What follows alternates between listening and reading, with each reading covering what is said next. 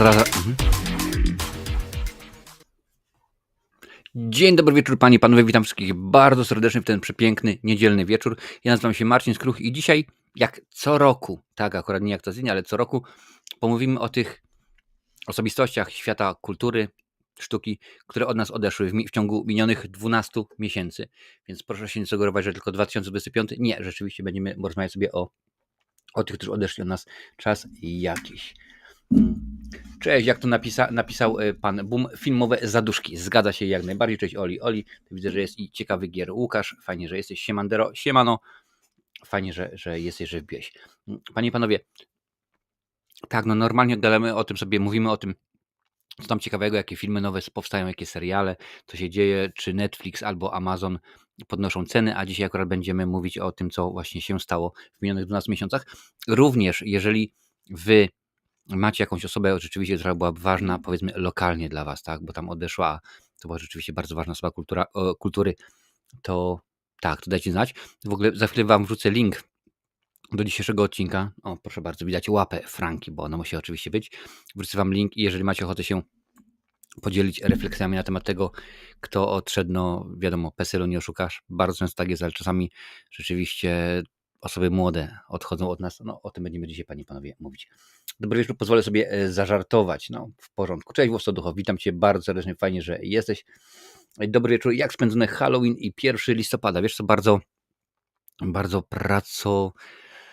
pracujący, pracowniczy, bardzo zajęty, w każdym razie ostatnie kilka dni. We środę Wiktor miał na swoim taekwondo mieli, wiesz, mogli się poprzebierać. W czwartek pojechaliśmy tutaj niedaleko w Klochin, czyli jakieś pół godziny jazdy ode mnie. Był, no takie powiedzmy straszenie małe, plus hołd dla dżentelmena, który odszedł. Tak, jak najbardziej.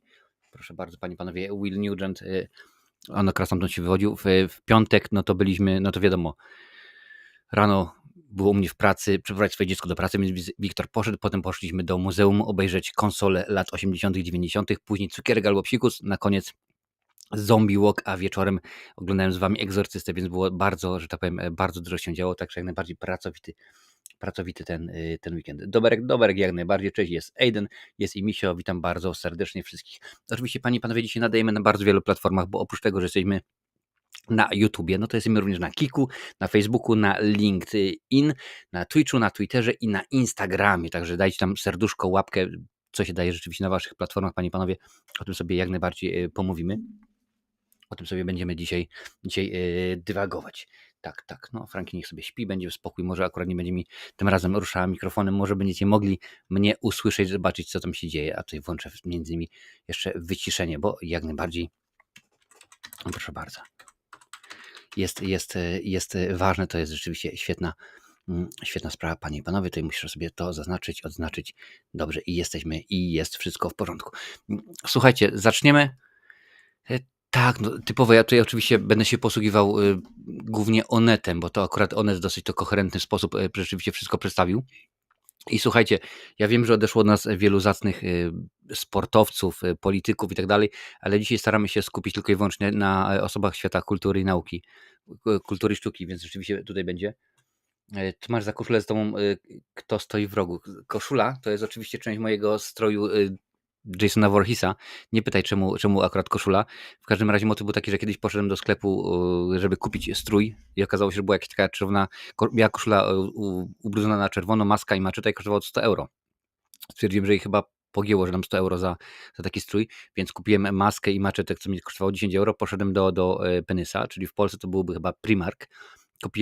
Kupiłem białą koszulę, Maja mi dała czerwone farbki i ubrudziłem, to jest taki mój strój Jasonowo, powiedzmy Voorheesowy jakiś tak, że można nawet go zdjąć, jeżeli to algorytm miał się psuć, ale to akurat była czerwona farbka, także jakoś tak to rzeczywiście właściwie powinienem, bo skoro tak, to może jakiś taki ładniejszy kolor damy, co? Taki czerwony, niech to będzie rzeczywiście będzie. Kto za mną stoi? No na szczęście mam nadzieję, że nikt. Mam nadzieję, że rzeczywiście, że nikt tutaj nie stoi. Słuchajcie, tak, a właściwie gdzieś ja tutaj mam, proszę bardzo. Słuchajcie, jeżeli macie ochotę,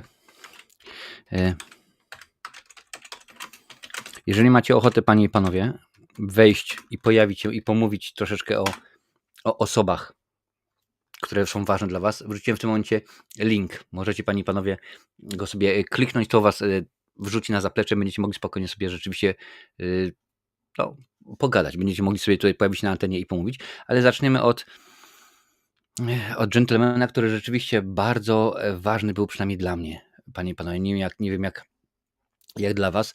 Facet guru kabaretu, guru tak naprawdę filmów. Chyba rzeczywiście tak, nie tylko akurat kabaret, ale też film.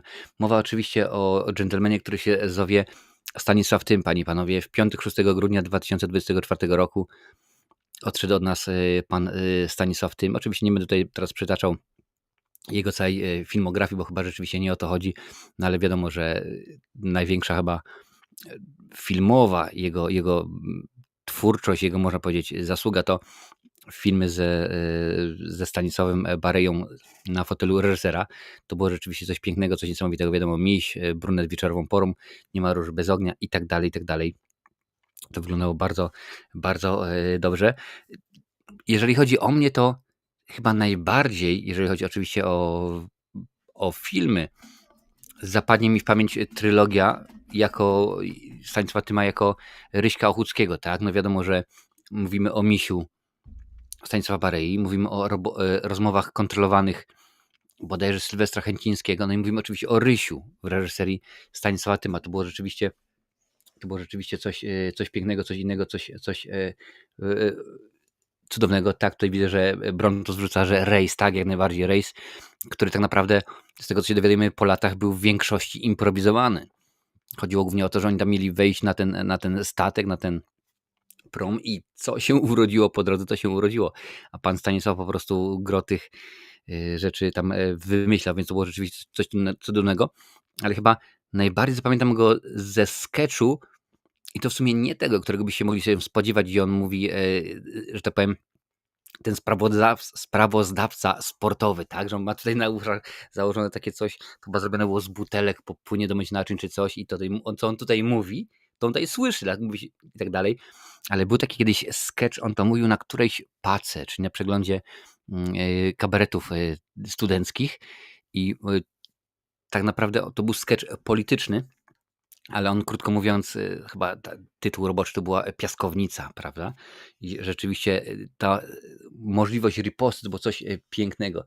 Marcin taki elegancki, dostojny, to migraj, no niekoniecznie rzeczywiście elegancki, dostojny, ale niech ci będzie z nich życzę i witam cię bardzo serdecznie, fajnie, że jesteś. Więc Stanisław Tym, dlatego też tytuł dzisiejszego odcinka jest, że oni odeszli, ale miniaturka jest, że oni są wiecznie żywi, bo to bodajże w zeszłym roku uknuliście taką puentę, że dopóki my o nich pamiętamy, dopóki oni żyją w naszej pamięci, w filmach, w książkach, w piosenkach, w spektaklach i innych sketchach, no to o nich nigdy nie zapomnimy. I mi się wydaje, że akurat tak samo jest tutaj przy okazji Stanisława Tyma, bo to był jeden z najbardziej dla mnie zasłużonych, może kabareciarzy to byłoby niedopowiedzenie, satyryków, o tak bym rzeczywiście powiedział, bo on się nie tylko właśnie na scenie wyśmiał, ale też i w filmach i w serialach też się rzeczywiście pojawił, więc jak na mnie Stanisław Tym to była bardzo, bardzo ważna, panie i panowie, osoba, ktoś, o kim trzeba pamiętać. Większość widzów kojarzy go głównie z roli w Misiu, no pewnie, że tak. Pamiętamy te wszystkie teksty. Woda brzezowa, pozwoli pani, czy można, czy coś takiego, nie? Córeczka się urodziła, tradycja, pewnie, że tak. Bardzo ważne. No tym bardziej, że tam pojawia się chociażby w Misiu Ewa Bem, która wiadomo przez swojego dziadka generała Bema jest związana z Tarnowem. Sekundkę. Także jak najbardziej bardzo to jest ważne. Jurek Piechota pisze, mi się przypomina sketch z panią Zofią Merle, przychodzi baba do lekarza, również zabawny sprawozdawca sportowy, czyli sketch, gdzie parodiował spikerki TVP. Tak, zgadza się, przychodzi z pani Zofia Merle i tam jest o 2PR, tak, zaczopowanie się wieńców i on mówi, że o, niezdrowy tryb życia, tak, no wiadomo, papierochy i ona wyciąga papierochy, niezdrowe odżywianie i wyciąga na przykład kanapki z baleronem, powiedzmy alkohol i on stawia flachę i potem jeszcze na przykład jest jeszcze miłość, chociażby przydrożna i tak dalej i rzeczywiście się dzieje, a spikerka telewizyjna była genialna w tym aspekcie, jeżeli domyślam się, o co chodziło, kiedy właśnie zapowiadała jak spikerki, teraz tego, panie i panowie, w telewizji nie ma. Teraz nie ma tego, że na koniec, powiedzmy, na koniec programu, czy tam między programami teraz są reklamy, a wtedy było po prostu, że powiedzmy na przykład pani Krystyna Loska i czytała i brała, niech będzie, miała swoją książkę i czytała, mówiła, że na przykład jutro w programie, jutro o godzinie tam 19, to było wtedy 19:30 dziennik i tak dalej. No i on tam mówi, o godzinie 16:70, przepraszam bardzo, oczywiście o godzinie 17:60, a tam, to dla rolników, także rzeczywiście bardzo, bardzo tradycja, chodź do tatusia i no budków nie zamocz. Tak, zgadza się jak najbardziej. Oczywiście w roli ojca tradycji świetny, rewelacyjny Marek Siódym, który również chociażby z kabaretu Olgi Lipińskiej możemy go kojarzyć. Także panie i panowie, no cudowny artysta, będzie nam go brakowało, ale jak mówię, dopóki żyją oni w filmach, ogólnie w kulturze masowej, no to będziemy cały czas pamiętać. Mam tutaj 3 listy zrobione, właściwie nawet 4, jeżeli wliczymy w to Willa Nugenta i tak go będę się przez nie przewijał, panie i panie. Porarelesku, lerereska, zgadza się. Słuchajcie, wpiszcie po prostu sobie najlepiej, chyba byłoby rzeczywiście Pora relaksu, Stanisław Tym. To na pewno na YouTubie ten sketch jest i jest genialny. Ja bym wam bardzo na niego puścił, no ale wiadomo, prawa autorskie nie pozwolą, żeby tak się zdało. Więc wiem, że jest mnóstwo osób, panie i panowie, ale niestety nie mogę wszystkich omówić, bo by nam to zajęło 3 dni, więc skupię się na tych, którzy są mi najbliżsi sercu. Jak mówię, wrzuciłem w tym momencie, wcześniej wrzuciłem link, możecie jak najbardziej klikać w ten link i to was zaprowadzi tutaj na zaplecze, możecie się pojawić w programie i wtedy powiecie o swoich ulubionych osobach. Jadwiga Jankowska-Cieślak, panie i panowie, zmarła 15 kwietnia. No rzeczywiście, nie stosuję tutaj żadnej chronologii, po prostu tak jak to akurat mi przychodzi do głowy. Laureatka wielu prestiżowych nagród oraz historycznej Złotej Palmy w Cannes za rolę w węgierskim filmie Inne spojrzenie z 1982 roku. No ilu polskich filmowców, nieważne czy aktorów, aktorek, scenografów i tak dalej, może się pochwalić Złotą Palmą. No niespecjalnie, panie i panowie, zbyt wielu, więc rzeczywiście jest to dosyć poważna sprawa. Została nagrodzona m.in. złotym medalem zasłużona kulturze Gloria Artis, orłem za kreację w filmie Rysa Michała Rosy oraz na festiwalu Boska Komedia za rolę w spektaklu Wyjeżdżamy Krzysztofa Walikowskiego. Ale akurat pani Jadwiga to była taka osoba, na pewno macie tak bardzo często, że widzicie jakiś film, jakiś serial, mówisz, ja ją kojarzę, ona wystąpiła w tym, no. I tak właśnie jest akurat. Pani Jadwiga była genialną aktorką, przepraszam bardzo, genialną aktorką drugoplanową.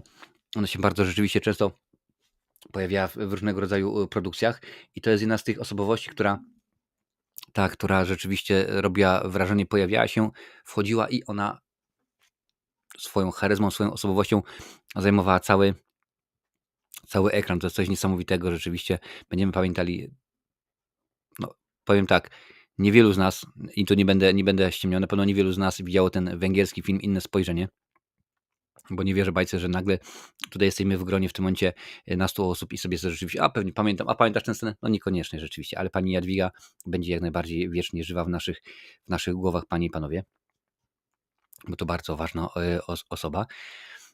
Kolejna kobieta, dama, zresztą wrzuciłem panią Ewę na miniaturkę, bo jak najbardziej wydaje mi się, że jest to ważna osobowość.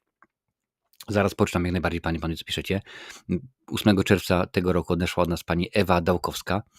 Była jedną z najbardziej wyrazistych postaci polskiego teatru i filmu, głównie teatru jak najbardziej, związana głównie z teatrem powszechnym oraz teatrem nowym. Cenię ją nie tylko za nieprzeciętny talent, ale też za odwagę. Występowała między innymi w takich produkcjach jak Noce i dnie, Korczak, oczywiście Andrzeja Wajdy, komedia małżeńska, Skazani na bluesa, no genialna oczywiście rola nie tylko pani Ewy, ale również i Tomasza Kota, Panny i Wdowy, czy chociażby Przedwiośnie, więc rzeczywiście ważne role, poważne produkcje. I no, ja nie chcę powiedzieć, że tak, wiadomo, no tu był Korczak, tu Przedwiośnie, no to szkoły pójdą, to wiadomo, że będą w ten sposób ludzie kojarzyć, ale ja akurat jakoś mam taką awersję do tych produkcji, które powiedzmy w pewien sposób były mi narzucane, wiesz, że muszę nagle, tak, to musimy iść, bo to jest powiedzmy lektura, to. Nie, dziękuję bardzo, niekoniecznie, ale jeżeli masz osobę, która się w tych filmach pojawia i po raz drugi, po raz trzeci i potem nagle Panny i Wdowy i chociażby Skazana na bluesa i poważniejsza produkcja, co by tu nie mówić i kojarzymy ją, to rzeczywiście to jest wartość jak najbardziej dodana. Już tutaj patrzę, co piszecie. Ja mam porę relaksu, drugi dzień z racji zaistniałych świąt religijnych, szef nie dzwoni drugi dzień, ale spokojnie punkt 6 rano. No i bardzo dobrze, no to nie, wiesz, niech szef się wynosi i się relaksujemy i będzie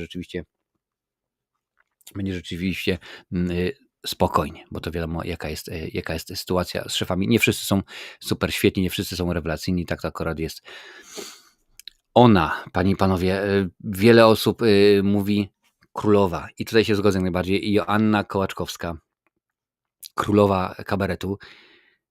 Ja jestem tak stary, że pamiętam panią Joannę jeszcze z kabaretu Potem. Tak, rzeczywiście, zgadza się. No, mimo że w kabarecie Potem występowała ze swoim późniejszym szwagrem, jeżeli pamięć mnie rzeczywiście nie myli. Oczywiście chodzi o Kamola, Kamysa Kamola, jak zwał, tak zwał rzeczywiście. Tam występowali, a tam oczywiście i przecież jeszcze występowało kilka innych osób, jak chociażby pan Sikora, który był no, chyba jedną z najbardziej rozpoznawalnych twarzy kabaretu Potem, no ale odeszli w glorii, chwały. Później kilka lat niespecjalnie się działo nic bardzo produktywnego, aż stwierdzono, ok, no to robimy kabaret hrabi. I to była rzeczywiście niesamowita sprawa, bo to był jeden z tych kabaretów, który całkowicie nie poddał się czasom. Ja na przykład kabaret, i tutaj nie ściemniam, spokojnie mogę powiedzieć, że kabaret śledzę gdzieś tak jeżeli nie od końcówki lat 80., to na pewno od 91, drugiego roku. Gówniarzem byłem, tam miałem zaledwie 11 lat, ale zacząłem oglądać kabaret, bo uwielbiałem. I co mi się nie podoba na przykład w kabarecie, że on strasznie się zrobił wulgarny. I mi na przykład nie przeszkadzają bluzgi, jak się pojawią, ale w tym momencie zauważyłem, że jest ich na tyle dużo, że niekoniecznie posuwają do przodu fabułę, niekoniecznie czemuś służą, tylko są po to, żeby być. A akurat kabaret hrabi to był jeden z tych niewielu kabaretów, który się całkowicie temu oparł. Ich skecze nie były polityczne, oni byli bardzo apolityczni. Oni byli bardzo tak wysublimowani, ten żart był rzeczywiście dobry, ciekawy i Aśka w nim występująca. Chciałem powiedzieć, widziałem ich na żywo, niestety nie widziałem ich na żywo, ale widziałem ich wiele skeczy w telewizji i było to naprawdę coś pięknego. Ceniona artystka zmagała się z nowotworem mózgu, a jej fani z samego końca wierzyli, że wyzdrowieje. Odeszła w nocy z 16 na 17 lipca. No rzeczywiście nie był to łatwy okres. Wiem, że akurat was to również zabolało, bo pamiętam jak zrobiłem shorta na ten temat, no to on się obejrzał, słuchajcie, tam w setkach tysięcy wyświetleń, jeżeli popatrzymy przez YouTube, Facebook i tak dalej, to rzeczywiście bardzo, bardzo, bardzo, bardzo ważna dla nas osoba i to zawolało, ponieważ no tutaj niby jest podane, że Joanna miała 59 lat, ale tak na dobrą sprawę to była osoba zawsze pozytywna. Wcześniej przewinąłem, nie mówiłem oczywiście o Jakubiku, bo akurat no to powiedzmy nie jest nasza kategoria kulturowa, ale akurat też to są takie osoby, które no, są młode, słuchajcie, 59 lat, ja często mówię, wiesz, PESEL-u nie oszukasz, no ale w tym momencie to brzmi debilnie, tak, no 59 lat, no to nie jest żaden wiek do umierania, oczywiście nieraz mówię, o popatrz się, Gene Hackman odszedł, będziemy o nim mówić dzisiaj jak najbardziej, tam miał 80 kilka lat, no rzeczywiście ładny, piękny wiek, tak, prawda to jest, a tutaj akurat, no szkoda, rzeczywiście bardzo szkoda pani Joanny. Tutaj patrzę, ciekawy Łukasz pisze, mnie najbardziej będzie brakowało pani Joanny Kołaczkowskiej, właśnie w tle słucham jej songu Porzuconej, całkiem serio świetna ballada, słuchajcie panie i panowie, balladę o Andrzeju, rety jeju, ja oczywiście nie próbuję nawet w tym momencie naśladować, bo chyba pamiętam taki najciekawszy występ, jeżeli chodzi, najciekawsze wykonanie tego utworu, to chyba było podczas Mazurskiej Nocy Kabaretowej, gdzie ona rzeczywiście tam dosyć konkretnie, no puenta jest rewelacyjna, bo dowiadujemy się, co ten Andrzej zrobił z Weekendem Joanny Kołaczkowskiej, naprawdę cudowny kabaret Potem, przecież bajki dla potłuczonych albo jestem kapturek, tak, no to rzeczywiście coś pięknego, to jest, ja w tym momencie patrzę, mówię, no dzisiaj nie jest wesoła okazja, ale tylko mówię i jest banan, bo po prostu pani Joanna Kołaczkowska to była osoba, to był wulkan energii, to było po prostu coś więcej niż życie. No ale zdarza się, panie i panowie, tak niestety to rzeczywiście jest. No tak, panie i panowie, takie są życie. Ja tylko przypomnę, że dzisiaj rozmawiamy sobie o tych ludziach z kultury i sztuki, którzy odeszli od nas w ciągu minionych 12 miesięcy, panie i panowie, więc jak lubicie takie materiały, dajcie suba, pewnie, że tak, niech to się roznosi, niech będzie tego coraz więcej, bo to jest ważna sprawa i to są rzeczy, o których trzeba pamiętać, bo trzeba, bo jeżeli my zapomnimy o naszych przodkach, naszej kulturze, no to będzie smutno. Artysta, o którym chciałem teraz powiedzieć, no też, no wiadomo, że ja się na nim wychowałem, tak, no wiadomo, że pan Stanisław Sojka, no to po prostu była legenda i już nawet nie mówię o tej powiedzmy parodii, którą wykonywał Maciej Szturz wtedy w kabarecie Pożarcie, to było coś innego, ale pan Stanisław Sojka, no był twórcą genialnym. Ja jeszcze pamiętam, jak miał długie włosy, to było dawno temu rzeczywiście, ale jego utwory, właśnie to jest wspomniana Tolerancja, czyli Na miły Bóg lub Cud niepamięci, no to rzeczywiście robiły wrażenie i zapadały w pamięć. Miałem kiedyś, no nie płytę, bo chciałbym powiedzieć, że płytę, ale nie akurat w latach 90. bodajże od kolegi, chyba od Darka, pożyczyłem sobie kasetę i przegrałem sobie i było to wałkowane cały czas właśnie wtedy, bodajże chyba Tolerancja. To jest utwór bardzo ważny, utwór bardzo ciepły i to jest jedna z tych... Franki, ale nie, dziękuję bardzo. Nie, jak masz spać, to nie na statywie, bo ja bym chciał coś tu jeszcze do widzów powiedzieć. Jedna z tych osób, które no, są ważne, tak? Akurat tutaj mamy dżentelmena ze świata muzyki. Może niekoniecznie wszystkim bliski, bo akurat pan Stanisław muzykę wykonywał może niekoniecznie taką popularną, którą się spokojnie można było w radiu włączyć, bardziej powiedzmy klimaty, no w pewien sposób niszowe, tak, no jeżeli przyjmiemy, że w radiu to głównie gra powiedzmy jakiś tam pop i ewentualnie rock, no to tutaj było inaczej, ale też się udało właśnie w czasach lat 90. Słuchać, pamiętam były takie, ja nie wiem, czy mam tę kasetę gdzieś, ale słuchajcie, tak was tylko zapytam. Pamiętacie, bo to jest kilka osób, które są mniej więcej w moim wieku, pamiętacie, takie kasety wychodziły takie składanki i one zawsze miały imiona kobiet. Była na przykład Ewka, od niej patrz Ewka, była Jolka, była Anka i tak dalej. Celina, wiadomo, od utworu kultu. Ja może mam te kasety tam gdzieś, ja te kasety mam poodkładane, kurczaki. Bo ja mam tego za dużo, wiecie, i tak naprawdę jest trochę tutaj, ale chyba teraz sobie... Słuchaj, sekundkę, spróbuję znaleźć.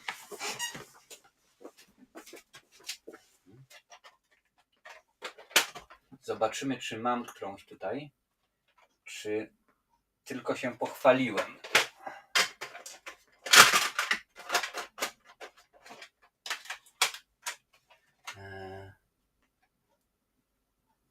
Pieculewicz. Nie będzie. No pewnie są gdzieś tam na półce w Tarnowie, ale pamiętam właśnie, że miałem zarówno tam Ewkę, Jolkę, Ankę, Celinę i innych mnóstwo tych kaset rzeczywiście i to było coś niesamowitego i tam pamiętam na tych kasetach, na tych składankach, tak, na tych miksach można było posłuchać Cudu niepamięci czy chociażby Tolerancja. No rzeczywiście robiło wrażenie te wszystkie utwory, to było coś pięknego. Marcinie, która postać z osób dziś omawianych była najbliższa twojemu sercu? No najbliższy oczywiście Will Nugent, chociażby z tego, że z nim pracowałem przy 4 filmach, 3 moich i 1 jego, ale o tym oczywiście będziemy mówić za chwilę. Cześć Adal, witam cię bardzo serdecznie. Właśnie mówimy sobie o Stanisławie Sojce. Hrabie mieli odpuścić, ale teraz będzie Abi. Aha, proszę bardzo, nawet nie wiedziałem, także dobrze jest. A pani Joanna Koczko śpiewa na płycie zespołu Blues Flowers. Proszę bardzo. Tony Talk, tak, też o Tonym Todzie również sobie pomówimy. O Oli, miałem Jolkę. No to oczywiście te wszystkie tytuły nawiązywały do piosenek. Wiadomo, Jolka to jest Budka z Flera, Ewka, czyli Nie płacz Ewka, no to wiadomo, że Perfekt, Celina to był kult. Anka, to chyba nie pamiętam kto. Była chyba Andzia, Luciola, nawiązanie do Manamu i tak dalej. Więc rzeczywiście tych kaset było dużo, no ale co najważniejsze, ta muzyka cały czas pozostaje. Pamiętam kiedyś do jednego ze szkół, z przedszkoli, gdzieś tak, już nie pamiętam, z którym współpracowałem, a to akurat było w Kwidzynie dawno temu, właśnie przerabiałem piosenkę Tolerancja. Także to było coś bardzo, bardzo ważnego dla nich, tak samo dla mnie, panie i panowie. Tutaj sobie przerzucamy oczywiście.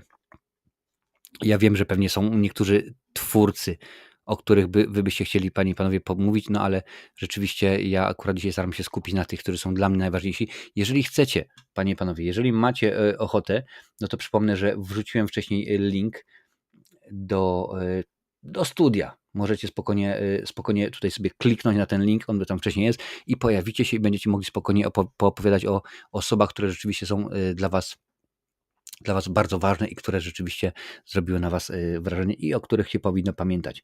Tylko przypomnę, panie i panowie, staramy się dzisiaj skupić na osobach ze świata kultury i sztuki, tak? No nie będziemy mówić powiedzmy o politykach, nie będziemy mówić o sportowcach, mimo że chociaż przynajmniej jeden sportowiec się jak najbardziej pojawi. Cześć Wojtku, witam cię bardzo serdecznie, widzę, że jest i Marcysia i także jest Harpagon na Instagramie się pojawili, także fajnie, że jesteście.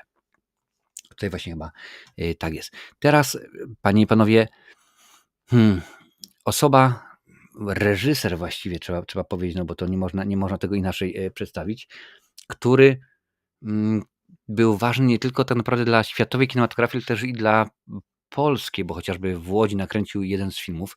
Panie i panowie, mowa o Davidzie Lynchu. Odszedł od nas 15 stycznia 25 roku, czyli tego roku rzeczywiście bardzo ważny reżyser. Jak mówi się David Lynch, to od razu wszyscy miasteczko Twin Peaks. Tak, oczywiście, że tak. Jak najbardziej, aczkolwiek ja przyznam, że jeżeli chodzi o Davida Lyncha, to kiedy mi ktoś pyta o film z nim związane, no to od razu mówię Zaginiona autostrada. Zaginiona, zagubiona, różnego rodzaju są oczywiście tytuły, więc to już musicie sobie sami zobaczyć, jak to było. Lost Highway w każdym razie. No rzeczywiście facet, który tworzył i kiedy rzeczywiście pojawiała się produkcja, to od razu wiedzieliśmy, że to jest film Davida Lyncha. Czasami tak rzeczywiście jest przy okazji filmu, przy okazji muzyki, że włączamy i mówię, o proszę bardzo, ja już poznaję, że to jest na przykład Carlos Santana, tak, bo on ma tą charakterystyczną gitarę, ten charakterystyczne brzmienie i rzeczywiście przy okazji filmu Davida Lyncha tak samo było. Pamiętam, że kiedy wychodziła Zaginiona autostrada, to w kinie wtedy Kosmos, obecnie Millennium w Tarnowie, pozdrawiam bardzo serdecznie, był zorganizowany pokaz pierwszego filmu Davida Lyncha, czyli Głowy do wycierania, no i tego jego najnowszego, czyli Zaginionej autostrady. No i to było połowa lat 90. mi się wydaje gdzieś tak. No i przypomniałem sobie, że oglądałem tę Głowę do wycierania i mówię, co to jest za film? Co to jest w ogóle za beznadziejna produkcja? Ja byłem nastolatkiem wtedy oczywiście. W ogóle mi się nie podobał. To sobie myślę, a miałem chyba zaproszenie z Radia Max, gdzie wtedy akurat naczelnym krytykiem był Łukasz, znany w tym momencie krytyk Łukasz Maciejewski. No i mówię, o jacie, to jak ja przebrnę przez to ten kolejny nowy film musi być jeszcze gorszy. No i rzeczywiście przecierpiałem, jak pamiętam wtedy właśnie Głowę do wycierania.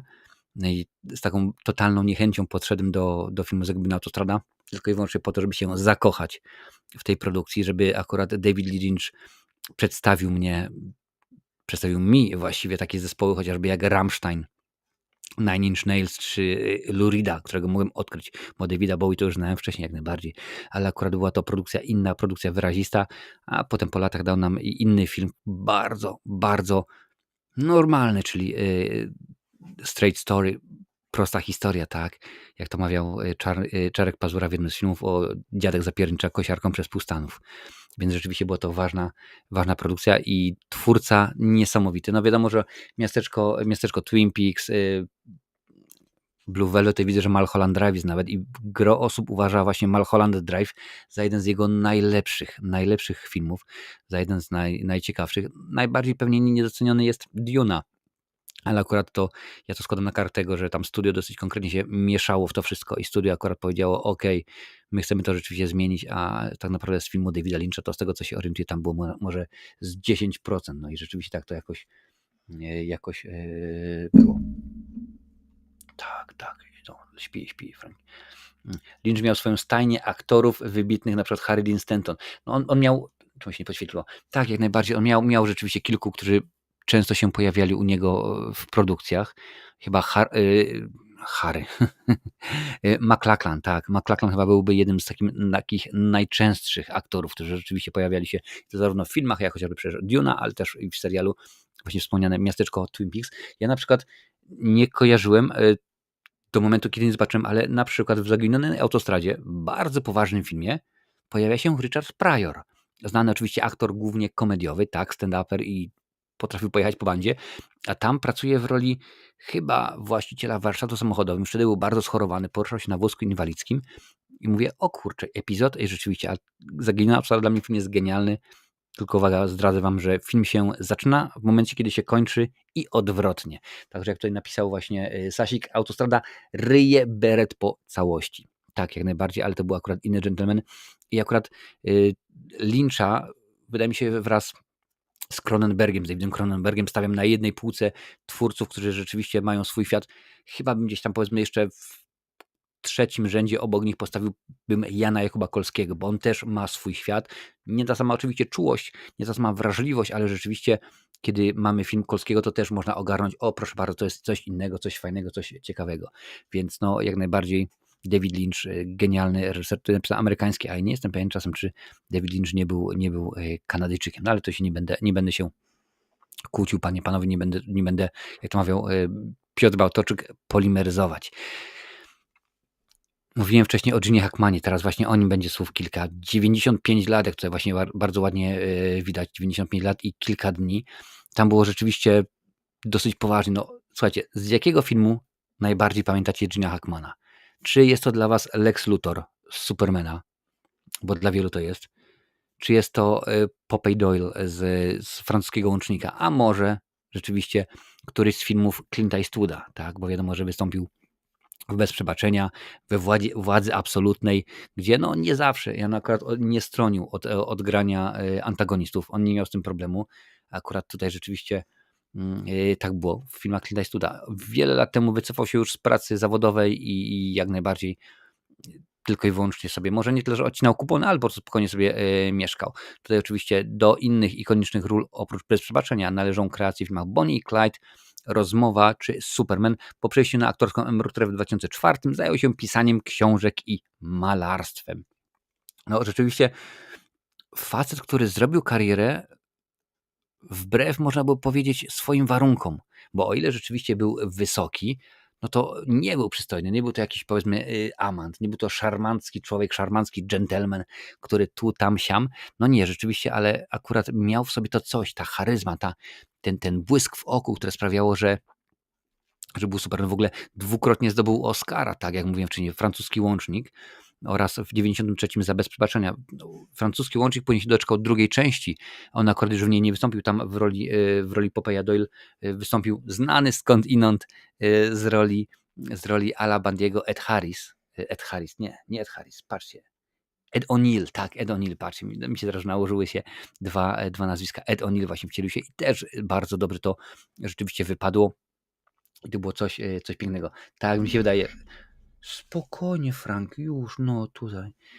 Pies się normalnie w tym momencie budzi, bo dopiero co byliśmy na spacerze i jakiś dzieciak przyjechał. No ja mówię dzieciak, no to wiadomo, że jak mamy auto z ogromnym silnikiem, które tam powiedzmy za głośno jest gaz przycięty i pies się zestresował, chyba teraz jej to przypomina, bo tutaj rzeczywiście bardzo ważne. Tutaj pisze, że Luthor chyba najbardziej popularny, ale też Jurek Piechota pisze, że Mississippi w ogniu zagrał tam wspaniałą rolę, naprawdę przemawiała. Tak, zgadza się. Chyba tam partnerował mu Willem Dafoe, jeżeli mnie pamięć rzeczywiście nie myli. Na pewno mam ten film gdzieś w swojej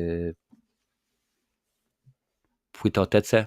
No niech tak rzeczywiście będzie, bo na pewno nie w filmografii, ale rzeczywiście ważny gentleman. No i on też w pewien sposób naznaczył tego Luthora, tak? No on tam gdzieś później, no tak samo jak często osoby pytają, słuchaj Marcin, jaki jest twój ulubiony Joker, kto jest najlepszy? Tak samo jest z Luthorem, tak? No tego nie można powiedzieć, że o, ten był najlepszy, ten był najgorszy, chociaż naprawdę Jesse Eisenberg jako Luthor był beznadziejny i to rzeczywiście nie można nic dodać. Tak samo jak Jared Leto jako Joker był beznadziejny, ale akurat jego Lex Luthor był inny, tak, on idealnie się właśnie wpisał w to, co wtedy potrzebowaliśmy, w to, czego się domagał reżyser, czyli Richard Donner i to była niesamowita sprawa, a Łowca Duchów z drugiej strony pisze, że lubię przesyłkę i firmę, oczywiście firma, panie i panowie, z Tomem Cruise'em, także jak najbardziej zasnę. I to jest fajne, że mamy tutaj człowieka i słuchajcie, powiem tak na przykład, patrzcie, Sasik mówi Superman, tak? Czyli mamy lata 80. Jurek Piechota mówi Mississippi w ogniu, mamy lata 80., a na przykład Łowca Duchów mówi Firma i mamy lata 90. 3 dekady i facet cały czas był na topie. i cały czas rzeczywiście, aż do momentu, kiedy on przeszedł na emeryturę, to on cały czas się pojawiał. Wiesz, to może nie jest tak na zasadzie, że on tam, jego filmy zarobiły tam ileś tam miliardów, tak, jak na przykład chwali się tym Win Electric przy okazji serii Szybcy i Wściekli. No nie, niekoniecznie, ale akurat tutaj rzeczywiście były produkcje i my kojarzymy i to jest rzeczywiście coś pięknego, coś, co sprawia, że no, mimo tego, że nie ma go już z nami, że już tutaj jest napisane, że w 2004 roku przeszedł na emeryturę, czyli już od 21 lat nie tworzył filmów, nie tworzył kreacji aktorskich, a my cały czas go pamiętamy, tak? On cały czas żyje i mówimy tutaj o filmach z lat 70., o produkcjach sprzed prawie 50 lat, więc widzicie, to jest właśnie ta moc, to jest to, co sprawia, że te osoby, te osobistości, o których dzisiaj tutaj mówią, są legendami i mimo, że od nas odeszli, ciałem, duchem cały czas pozostają z nami, panie i panowie. Przejdźmy rzeczywiście do kolejnych osób. Ja oczywiście wiem, że tutaj przewijam, ale akurat chciałem się skupić na tych, które dla mnie są najważniejsze. No i skoro mówiliśmy tutaj o superbohaterach, bo dopiero co było o Supermanie, no to nie można nie wspomnieć o Batmanie. Niestety miałem nadzieję, że mimo, że głupi, ale że jest to żart, na 1 kwietnia, niestety nie okazało się tak i 1 kwietnia odszedł od nas Val Kilmer. Co intrygujące, co zabawne, ja nie zapamiętam najbardziej jego jako aktora właśnie z roli Batmana. Oczywiście wystąpił jako człowiek nietoperz w filmie Batman Forever, tak, jak najbardziej. Tam jeszcze oczywiście przecież pojawił się Jim Carrey jako człowiek zagadka, Tommy Lee Jones jako dwie twarze, Nicole Kidman się jeszcze pojawiła i rzeczywiście było to dobre przedsięwzięcie, ale jak dla mnie on był genialny i to jest produkcja chyba, którą oglądaliśmy jakiś czas temu, a na pewno robiłem jej recenzję, czyli Top Secret, czyli ściśle tajne, produkcja Zaza, czyli Cukier Abrahams i Cukier. No rzeczywiście parodia genialna filmów szpiegowskich. Tam między innymi w roli drugoplanowej partnerową mu, no już wtedy legenda, czyli Omar Sharif, a Val Kilmer, piękny, młodziutki, zresztą moja kobieta mówi, nie, słuchaj stary, nie ściśle tajne, Top Gun. Jaki on był cudowny, jaki on był piękny w Top Gun. Tak i rzeczywiście on jak najbardziej skradł może nie cały film, ale na pewno dużą część blasku, który tam rozsiewał wtedy Tom Cruise. On jak najbardziej to ukradł. Ale kolejna produkcja, o której chciałem powiedzieć, to film, który odświeżyłem sobie w tym roku w wakacje. Akurat jak leciliśmy na wakacje, to akurat na Amazonie. Amazon Prime Video mają taką opcję, że można sobie ściągnąć filmy na tablet, na komórkę i obejrzeć. To się nazywa offline mode. I akurat ściągnąłem sobie film pod tytułem Gorączka. A w Gorączce, w filmie oczywiście Michaela Manna, tak mi się wydaje, no obsada genialna, bo oczywiście pojawia się Val Kilmer, ale jest tak w rolach głównych, pierwszoplanowych. Robert De Niro, Al Pacino, panie i panowie. No jest oczywiście Val Kilmer. Pojawia się również no, bardzo zapomniany i ostatnimi czasy i niedoceniany aktor Tom Sizemore. W roli jeżeli nie trzecioplanowej pojawia się Danny Trejo. Więc super świetny. Niedługo oczywiście, o tym mówiłem bodajże tydzień temu, powstanie, panie i panowie, kontynuacja. Będzie to tak zwany prequel i obsada też będzie genialna w tym momencie, ale tam akurat Val Kilmer pokazał możliwość, no a też nie można nie wspomnieć o biografii, tak, skoro mówiliśmy wcześniej o Skazanym na Bluesa i o Ryśku Ridlu, no to nie można nie wspomnieć o The Doors i biografii Jima Morrisona. Cudownie, naprawdę cudownie zagrał. Zresztą to naprawdę do pewnego momentu, kiedy występował w tych filmach, bo to właśnie nieważne, czy mówimy o The Doors, czy mówimy na przykład o Świętym z Elizabeth Shue, no wiadomo, Simon Templar w serialu wcielał się w tę rolę Roger Moore, później się akurat w tę rolę wcielił Val Kilmer, było to coś pięknego. Tutaj patrzę, panie i panowie, co piszecie. Top Secret to był jego debiut filmowy, proszę bardzo, zgadza się, to był 84 rok i od razu super, a ten film robił wielką furorę, panie i panowie, i to pewnie Sasik może przypomnieć, chyba Bronto z tego, co kojarzy też, to był wielki hit na kasetach VHS, panie i panowie, to po prostu było coś wielkiego, coś pięknego. Tutaj Bronto właśnie wspomniane, mówi Wyspa doktora Moreau, tak, ale ten film był bardzo nieudany, wiesz, tam mnóstwo się rzeczy nie zgadzało, począwszy od Marlona Brando, który grał właśnie postać tytułową, czyli doktora Moreau, po wszystko, co tam się inne, bo tam i przecież Ron Perlman się pojawiał i jeden z moich ulubionych aktorów kina kopanego, czyli Mark Dacascos wcielił się w Lomaja, no i też był akurat ten Duch i mrok bodajże, taka była też produkcja Stephena Hopkinsa bodajże, tego gentlemana, który nam dał drugiego Predatora i trzeciego albo czwartego Freddy'ego Krugera, więc rzeczywiście tak to było. Tak to było. Dokładnie Top Secret numer 1, pewnie, że tak. Zagrał świetnie Jima Morrisona w The Doors. Szkoda, że wtedy nie dostał za niego nominacji do Oscara. Wiesz co, problem taki był, Jurku, że wtedy Oscary były przyznawane najlepszym filmom i naprawdę wtedy była konkurencja ogromna.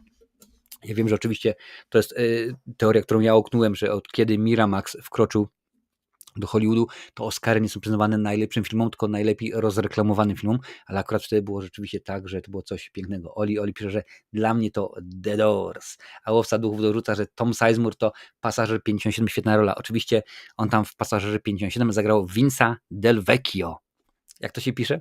Oczywiście, że tak. Ci, którzy widzieli ten film, to już wiedzą, a dodatkowo Wesley Snipes był świetny również w tymże filmie, więc to jest bardzo nieodżałowana osoba. No wiadomo, że od wielu lat już Val Kilmer nie występował w filmie, bo chorował na raka krtani i tak naprawdę wystąpił w Top Gun Maverick i to nawet jeżeli oglądaliście ten film, to nawet nie był głos Vala Kilmera, ponieważ on nie był nawet w stanie już mówić, więc on tylko ruszał ustami, a głos został zrobiony, nie pamiętam czy cyfrowo, czy rzeczywiście jakiś aktor podkładał głos pod niego, no ale to rzeczywiście już nie był głos Vala Kilmera, ale fajnie, że pojawił się, no i tak powiedzmy, to było taka wisienka na torcie, nie będę mówił tego wiśniackiego, truskaweczka, bo jednak Tomek Hajto w tym aspekcie zdecydowanie nie ma racji, panie i panowie, bo to było coś innego. O pani Jadwidze już mówiłem wcześniej, więc akurat tutaj nie będziemy się w tym momencie przy niej zatrzymywać, panie i panowie. Wiem, że jest mnóstwo muzyków, których możecie kojarzyć. Jeżeli jest ktoś, o kim chcielibyście, panie i panowie, pomówić, o kim chcielibyście ze 2-3 słowa powiedzieć, no to jak najbardziej jest link, proszę bardzo, tutaj wrzucam w tym momencie jeszcze raz link, możecie sobie kliknąć, możecie wejść do studia, pojawić się i rzeczywiście możecie być na ekranie ze mną i pomówić o swojej ulubionej postaci, która niestety od nas odeszła. Tak samo jak 3 lipca odszedł od nas Michael Madsen. I mimo, że jest to produkcja, której przez wiele lat nie trawiłem, panie i panowie, na Instagramie pojawia się Robin Janikowski. Tak, dziewczyna, która wystąpiła w tym filmie, w filmie Predator, Czas Celtów. Hello Robin, how you doing? Hope your Halloween weekend is doing fine. Robin mieszka w Szkocji. To Michael Madsen, mowa oczywiście mówiłem o filmie Wściekłe psy, którego przez lata nie trawiłem, naprawdę. Była to dla mnie męka, jeżeli musiałem ten film obejrzeć, ale potem się okazało, no, że rzeczywiście jest to może nie cudowny film, może nie arcydzieło, ale rzeczywiście całkiem porządnie zrobione kino akcji.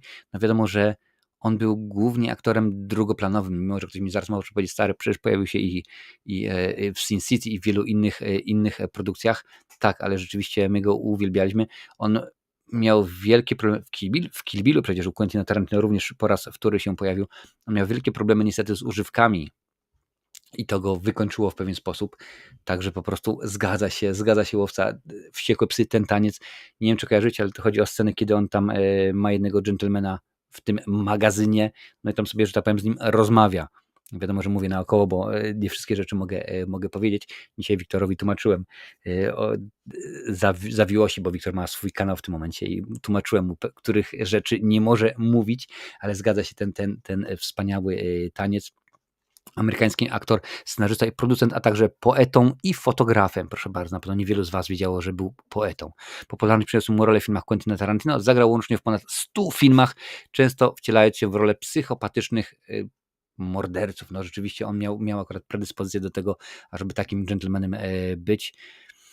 No cóż, pozostało mnóstwo ciekawych produkcji i mam nadzieję, że będziemy pamiętali do końca świata i o jeden dzień dłużej, jak to mawia Jurek Owsiak, panie i panowie. Tutaj przewijam, oczywiście pani Joanna już była o niej, rzeczywiście już mówiliśmy. No zdarza się, ale skoro było o królowej kabaretu, no to nie można nie powiedzieć o księciu ciemności. Ozzy Osbourne, panie i panowie, tak, on jedyny i tak jak mówiłem wcześniej, że wystąpienie Vala Kilmera w filmie Top Gun Maverick to była taka jego wisienka na torcie, bo jakie ukoronowanie jego kariery, no wiadomo, niedługo później odszedł od nas. Podobnie było z Ozzym. Nie wiem, czy widzieliście, jest dostępny gdzieś, domyślam się, że cały czas można na jakichś platformach VOD zobaczyć ten ostatni koncert Black Sabbath, gdzie oni tam rzeczywiście zebrali śmietankę światowej muzyki rockowej oraz metalowej. No i rzeczywiście Ozzy tam już w tym momencie siedział cały czas na tym swoim tronie, no bo już był bardzo, bardzo schorowany. No i pojawiało się mnóstwo, począwszy od Metallica, Guns N' Roses i tak dalej, wszelkiego rodzaju takiego zespoły, które miały wpływ, wiadomo, Judas Priest i tak dalej, i tak dalej. I to był wielki, mega koncert. No, nie najlepszy, bo akurat kilku wykonawców, to bym powiedział, jak na przykład Guns N' Roses właśnie wspomniane, bym odesłał, żeby już rzeczywiście nie byli, ale Ozzy się pojawił. Wiadomo, że on był postacią kontrowersyjną, tak? Mówi się po angielsku he was a larger than life, postać większa niż życie, tak? Że on rzeczywiście mnóstwo spraw zrobił. No, był na pewno prekursorem, tak? Ten jego reality show, The Osbournes, to było coś nowego, coś innego. Coś, co jest rzeczywiście ciekawego, też jest koniec epoki, bo chyba to było nadawane na MTV, a w tym roku kilka stacji MTV przestaje nadawać po wielu, wielu latach, bo się okazuje, że już rzeczywiście nikt tego nie chce oglądać, no bo MTV to już jest rzeczywiście inszość, można byłoby powiedzieć, ale Ozzy się pojawił. Również miał no niewiele, nie mogę powiedzieć, że wystąpił w 500, ale naprawdę miał wiele epizodów w filmach. Pamiętam, jest taka komedia z Adamem Sandlerem pod tym Little Nicky, kiedy właśnie Adam Sandler gra, gra syna szatana, no i przychodzi na ziemię, bo coś tam rzeczywiście chce zrobić i w tym filmie między innymi pojawia się Ozzy Osbourne, w wielu również innych. Mam nadzieję, że w tym filmie się pojawi, że nie pomyliłem tytułów, ale chyba rzeczywiście raczej tak to jest. Koncert był niezwykły, pisze Jurek Piechota. Trzęsący się głos, ale miał nie do zdarcia piosenki cudownej, a i program reality, w którym występował, to cudo w porównaniu z tym głównym, co jest teraz. No ja powiem Jurku w ten sposób, ani jednego odcinka nie oglądałem, bo tak naprawdę dopiero kiedy poszedłem na studia i kiedy pani od teorii komunikacji mówiła, żebyśmy obejrzeli Big Brothera, bo to jest reality show, to coś nowego, to wtedy obejrzałem kilka odcinków, ale nie jestem wielkim fanem tych produkcji, nie widziałem, no ale Ozzy Osbourne był po prostu cudowny, koncert był naprawdę genialny, dobrych kilka godzin, nawet pamiętam, że Jack Black się pojawił, nie trafiłem gościa, nawet Black Sabbath z Dio było lepsze, pisze łowca duchów, no ale to widzisz, nie wszyscy muszą wszystkich lubić, no wiadomo, że Ronnie James Dio to inna osobowość, najbardziej kojarzyć można, jeżeli chodzi o filmowo, to chociażby z filmu Peak of Destiny z Jackiem Blackiem, a także chociażby z piosenki Holy Diver, ale Ozzy to był, o to właśnie z nim chodziło, że jego można było kochać albo nienawidzieć, ale nie można było być obojętnym wobec niego na zasadzie, Ozzy Osbourne, może być. Nie. Albo podobało cię to, co robił na przykład właśnie w Osbornach, albo nie. Albo lubiałeś ich piosenki, no słuchajcie, Paranoid, Iron Man i tak dalej, to rzeczywiście już są Warpigs, to są rzeczywiście już utwory kultowe. Akurat, jak dobrze wiecie, mi do muzyki metalowej bardzo blisko, zresztą od 2009 roku słucham tę muzykę często, gęsto i namiętnie i bardzo często się wybieram, mówiąc bardzo często, stwierdzam raz na rok, na koncerty metalowe. W tym roku mi się udało zobaczyć Iron Maiden, ale rzeczywiście jak dla mnie Ozzy Osbourne postać bardzo ważna, rzeczywiście. Pamiętam, że akurat był taki beznadziejny weekend, kiedy odeszły takie trzy osobowości, właśnie Ozzy i Joanna Kołoczkowska i trzecia osoba, o której będę pewnie mówił za chwilę, więc jak najbardziej był świetny. Był obecny w grze Brutal Legend, nawet nie wiem, o czym ta gra jest, Brontos, musiałbyś dać znać, wiesz, bo nie mam pojęcia, co to za gra, o co chodziło. Domyślam się, że jaki był charakter tej gry, ale muszę przyznać, że gry samej w sobie nie znam. Ja dziękuję bardzo, bo w tym momencie widzę, że oglądacie na YouTubie, najwięcej was jest i na Twitchu, co mnie bardzo cieszy, super, dajcie suba, dajcie serduszko, co tam się dzieje na platformie, co tam się daje na platformie, na której rzeczywiście jesteście, panie i panowie, bo to bardzo ważne i to jest ten jedyny tak naprawdę wyjątek dzisiaj, że będziemy mówić o sportowcu, bo dopiero co powiedziałem, że był beznadziejny jeden weekend, czy bodajże jeden tydzień, kiedy odeszła od nas Joanna Kołaczkowska, odszedł od nas Ozzy Osbourne i odszedł od nas Hulk Hogan. I ja wiem, zaraz możecie powiedzieć, ale Hulk Hogan, no przecież to daj spokój, to jakaś wolna amerykanka, wrestling, to są bzdety, nie sport, ale Hollywood Hogan, jak to o nim też mówili, występował również w filmach. Chyba każdy fan Gremlinów pamięta jego wystąpienie w drugiej części. Każdy fan kina nie tyle kina, to seriali i Polsatu chyba lat 90. pamięta Grom w raju bodajże, taki był chyba ten serial, gdzie on tam na jakiejś wyspce, jakichś Karaibach czy coś, taką pływali super świetną motorówką i tam razem z ekipą, tam był jeszcze jeden facet i jeszcze jedna pani. Cześć, Puszina, witam cię bardzo serdecznie na Instagramie. No, pomagali, tak, załatwiali tych przestępców, jak to się rzeczywiście dało, a Hulk Hogan, no to była osoba, która sprawiła, że wrestling jako taki został rozpropagowany najbardziej na cały świat. Oczywiście pojawiał się też pojedynczo w odcinkach, na przykład jak Drużyna A i tak dalej, więc on rzeczywiście był bardzo ważny i o ile można powiedzieć, że okej, ja nie lubię go, ale nie można powiedzieć, że nie mam pojęcia, kim jest Hulk Hogan. Wiesz, to jest tak na przykład tak samo jak w przypadku Madonny, piosenkarki, że nie można powiedzieć lubię Madonnę, można powiedzieć nienawidzę Madonny, ale nie możesz powiedzieć nie mam pojęcia, kim ona jest. I tak samo było właśnie z tym gentlemanem, z tym facetem. Tutaj rzeczywiście jest tak naprawdę Terry Gene Bollea, znany jako Hulk Hogan, był amerykańskim wrestlerem, osobowością medialną i aktorem. Uznawany za jedną z najsłynniejszych postaci w historii profesjonalnego wrestlingu w latach 80.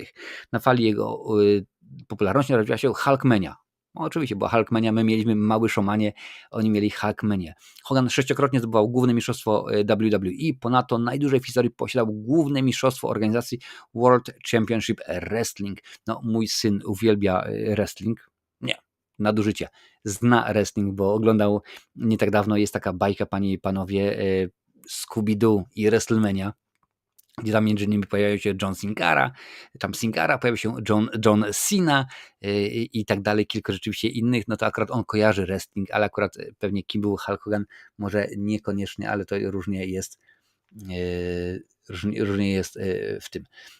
Jurek Piotr, filmy, w których grał, były takie dla WWE, dużo robił, na pewno nie można było koło niego przejść obojętnie. Zgadza się, no to wiesz, te produkcje, w których on wystąpił, to nagle nie były, no, dobra, może poza Rokiem 3, tak, gdzie wcielił się w postać grzmiąco-ustego Thunderlips, jakoś tak, rzeczywiście, no to było taki wielki film, ale tak to nie występował w filmach. Jeszcze był, pamiętam, taka produkcja, to jeszcze było z czasów wypożyczalni Tom Wideo w Tarnowie, Pan Niania, gdzie rzeczywiście on tam się zajmował opieką dzieci, no to było rzeczywiście coś świetnego, ale tak, no jak najbardziej. No ja Hogana kojarzę z filmów właśnie, pisze Łukasz, a Łówca Duch dodaje Rocky to jego wizytówka filmowa. Zgadza się.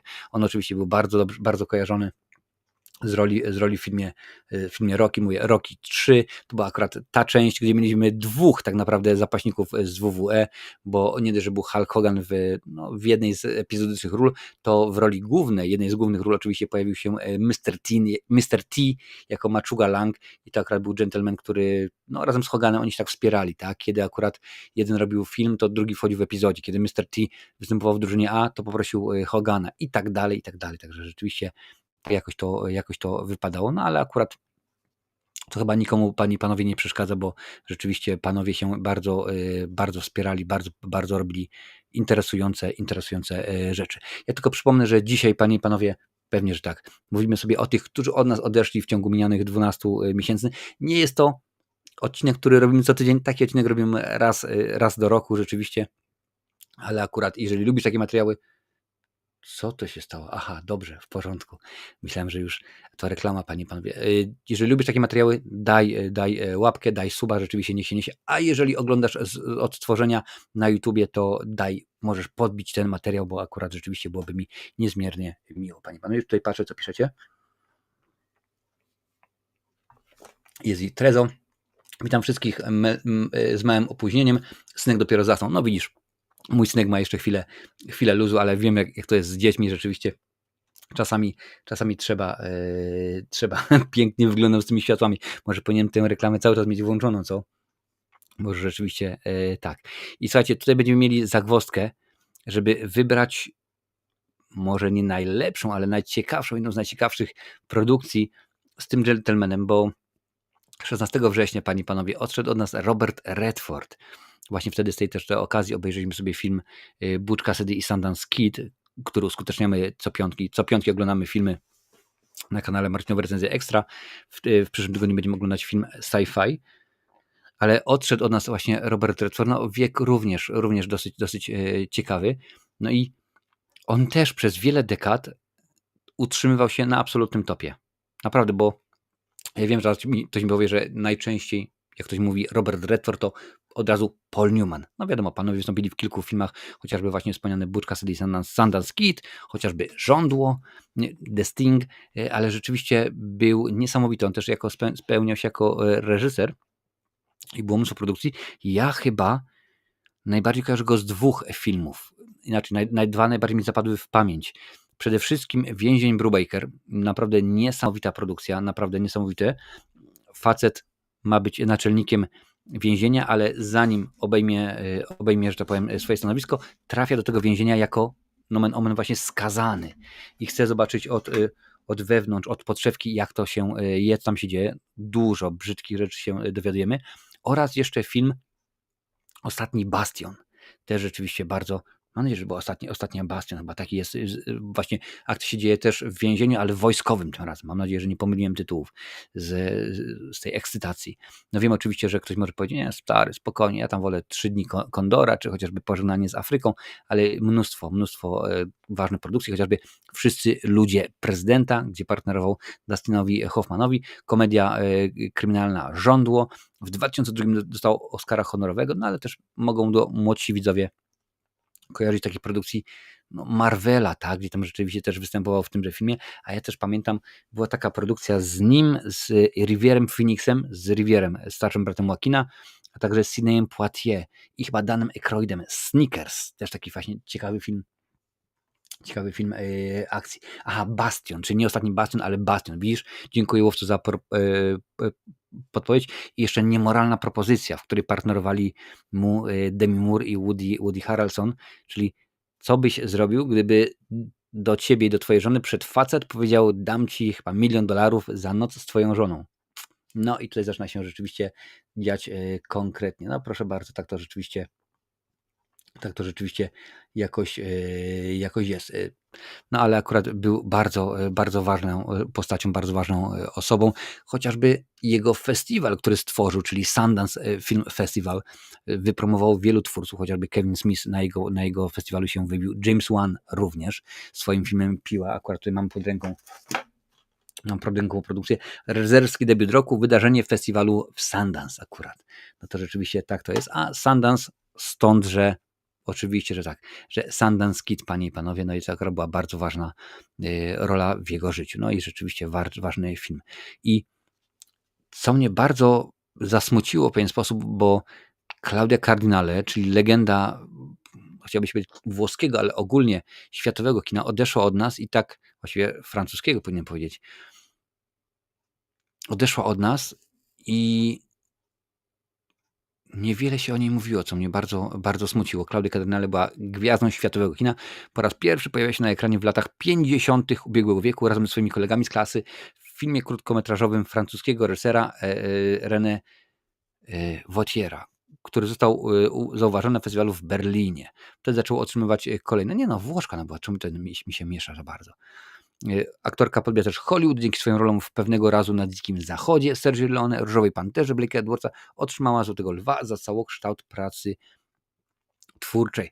No to jest tak, że kiedy mówimy właśnie o tamtych czasach, no to wiadomo, że trzeba wspomnieć Claudię Cardinale, Sofia Loren, Catherine Deneuve, no to rzeczywiście było tych gwiazd, tych div kina europejskiego sporo, tak, no i właśnie pani Klaudia była jedną z nich, też rzeczywiście sędziwy wiek, także akurat nie to, żebym wypominał, nie, broń Boże, jak najbardziej nie w ten deseń, panie i panowie, no ale akurat tak to tutaj jest. No Patricia Routledge, nie widziałem nigdy tego naprawdę serialu, więc nie będę się wypowiadał na ten temat, bo akurat to mnie nie o to chodzi.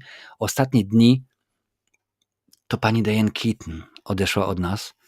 No ja jestem, panie i panowie, tak stary, że kojarzę ją głównie z filmów Woody'ego Allena. Tak to rzeczywiście jakoś było.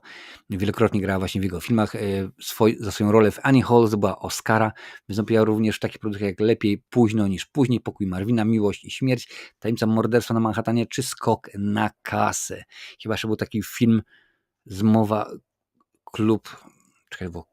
Klub byłych żon, czy Zmowa byłych żon, jakoś tak rzeczywiście, no ale to była również ważna osoba, ważna osobowość. No, czemu kojarzę ją głównie z filmów Woody'ego Allena? No bo tak akurat wtedy jakoś zaczynałem swoją przygodę z Allenem i ona mi zapadła w pamięć rzeczywiście. Zresztą nawet umieściłem ją na miniaturce. Bardzo ważna osoba, bardzo ważna osobowość. Marcinie, bardzo żółta kartka za brak znajomości, co ludzie powiedzą, kultowy serial lat 90. No wiesz co, no nic na to nie poradzę, z tego chociażby, ja wiem, że on w tym momencie jest wyświetlany chyba na Comedy Central, czy na jakimś takim kanale, ale akurat moja mama wychodziła z założenia, że komedii się u nas w naszym domu nie oglądało, bo życie nie jest śmieszne i nie ma co. I jakoś do tej pory nie miałem okazji nadrobić tego, no. Mimo że powinienem, bo w Irlandii chociażby, gdzie mieszkam, też brytyjski humor, brytyjskie rzeczy są w miarę popularne, jak chociażby Only Fools and Horses. O Benny Hillu też sobie mogę spokojnie z osobami stąd pogadać, więc tak to jakoś rzeczywiście, panie i panowie, wyglądało. No pewnie, że tak to rzeczywiście się działo. Ja tylko przypomnę, że dzisiaj rozmawiamy o tych, którzy od nas odeszli w minionych 12 miesiącach, panie i panowie. Także przyjmuję żółtą kartkę na klatę, biorę i mam nadzieję, że będzie w porządku. Cześć Violetto, witam Cię bardzo serdecznie na Instagramie. Przypomnę panie i panowie, że jestem dzisiaj na Kiku, na Facebooku, na LinkedIn, na YouTubie, Twitchu, Twitterze i Instagramie. Kiedyś może coś się zmieni, będziesz na emeryturze, będziesz czas na zaległości.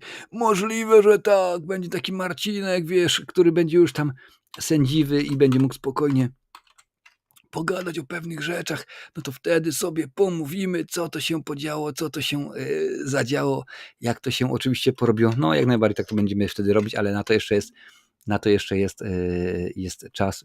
Pewnie, że tak, panie i panowie. Pewnie, że tak to się będzie działo. Dobra, ale nie przedłużamy i jedziemy dalej, bo rzeczywiście jeszcze, no niestety, kilku twórców jest, o których warto wspomnieć, kilka osób, które od nas odeszło, a no niestety trzeba pamiętać o nich. Nie to, że niestety trzeba o nich pamiętać, ale trzeba po prostu pamiętać, ponieważ byli świetni, byli wybitni, byli bardzo, bardzo ważni. No akurat takie życie, takie czasy, że mówi się, że w internecie nic nie ginie, tak? Że to rzeczywiście cały czas coś zostaje, no ale mi się wydaje rzeczywiście, że tyle tych rzeczy jest w tym internecie, tyle tego wszystkiego rzeczywiście jest, że o pewnych sprawach możemy rzeczywiście zapomnieć, pewne rzeczy mogą nam umknąć. Ja oczywiście na przykład pamiętam, że idę na bank, wiele na pewno rzeczy, o których ja dzisiaj mówię, na pewno wiele mi również umknęło i nie wspomniałem o kilku sprawach, no ale tak to rzeczywiście, panie i panowie, jest, że nie o wszystkim można pamiętać. No niestety tak to rzeczywiście w życiu jest. Dobra, udostępniam kolejną stronę i mówimy dalej, panie i panowie, bo mówiliśmy już o królowej kabaretu, mówiliśmy już o legendzie sportu, czyli o Hulku Hoganie, mówiliśmy już o Księciu Ciemności, więc chyba pora powiedzieć o dżentelmenie, który no mi chyba najbardziej kojarzy się z horrorami, bo odszedł od nas, panie i panowie, i to już było jakiś czas temu, Tony Todd, aktor kultowy. 69 lat, więc to jest bardzo młody wiek, znaczy inaczej, może nie bardzo młody wiek, no bo to może nie brzmi dobrze, ale akurat i rzeczywiście, ja wiem, że to był 9 listopada, no ale akurat to było rzeczywiście zaraz po święcie zmarłych i nie mieliśmy okazji sobie o Tonym pomówić. Najbardziej znany z serii Candyman, a także Oszukaj Przeznaczenie, co było dla mnie intrygujące, ponieważ on wystąpił jeszcze w tym nowym filmie pod tytułem Oszukaj Przeznaczenie Więzy Krwi bodajże, Bloodlines, tak to chyba nosił taki to tytuł tejże produkcji, panie i panowie. I tam akurat reżyserzy mu powiedzieli, bo już wtedy było wiadomo niestety, że Tony Todd jest chory, on chyba na raka chorował. I reżyserzy wiedzieli, że już tak naprawdę jego dni są policzone, bo niestety ten rak był nieuleczalny i powiedzieli mu, słuchaj Tony, teraz na końcu wygłosisz monolog. Tak, oni przychodzą do ciebie po pomoc i tak dalej, ale tak naprawdę to jest twoje 5 minut, w sensie my nie chcemy, żebyś tutaj mówił o fabule czy coś, my ci powiem, po prostu powiedz to, co chcesz powiedzieć swoim fanom, którzy znają cię jako Candymana, którzy pamiętają cię z Toporu, którzy pamiętają cię z wielu innych produkcji, chociażby z Oszukaj Przeznaczenie. to jest po prostu twój stempel, twoja pamiątka, twoja wizytówka, to co chciałbyś powiedzieć swoim fanom, z czym chciałbyś ich zostawić. I to co słyszymy, panie i panowie, właśnie w filmie Oszukaj przeznaczenie w język krwi na końcu od Tony'ego Todda, to są jego słowa, to nie jest scenariusz, to jest to, co Tony Todd chciał nam powiedzieć. I tak jak już mówiłem wcześniej przy okazji właśnie Vala Kilmera i Ozzy'ego Osbourne'a, że tak powiedzmy tuż przed śmiercią mieli możliwość powiedzmy w pewien metafizyczny sposób pożegnać się z nami, to samo właśnie zrobił Tony Todd. No wiadomo oczywiście, że wystąpił w Nocy Żywych Trupów, ale w tej nowej wersji, nie w oryginale George'a Romero, tylko w tej nowej wersji, która była w reżyserii, jeżeli pamięć mnie nie myli, Thomasa Winiego. Także rzeczywiście tam występował. No to oczywiście jest, że Oszukaj przeznaczenie, Władca życzeń, Topór, o tym wcześniej oczywiście też mówiłem, zresztą w Toporze tam występowało bardzo wiele ważnych postaci dla świata horrorów. Tutaj widzę, że pojawiam komentarz, także będę zaraz jak najbardziej sprawdzał, więc to było coś pięknego, coś rewelacyjnego. Oni niestety zapomnieli na Oscarach i to było wielkie ale, no ale rzeczywiście Tony Todd odszedł od nas, nie ma go już z nami. Gentleman bardzo ważny.